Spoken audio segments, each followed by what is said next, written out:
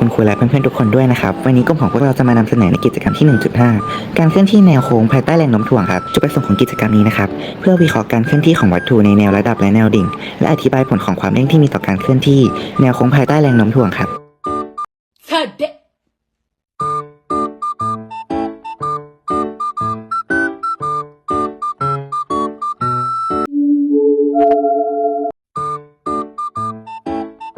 จากกิจกรรมพบว่าเหรียญที่ 1 มีการเคลื่อนที่เป็นเส้นโค้งส่วนเหรียญที่ 2 มีการเคลื่อนที่เป็นเส้นตรงในแนวดิ่งโดยเหรียญทั้งสองใช้เวลาในการตกถึงพื้นเท่ากันแม้เหรียญที่ 1 จะมีความเร็วเริ่มต้นในแนวระดับเพิ่มขึ้นแต่เหรียญดังกล่าวก็ยังตกถึงพื้นพร้อมกับเหรียญที่ 2 สามารถแสดงการเคลื่อนที่ของเหรียญได้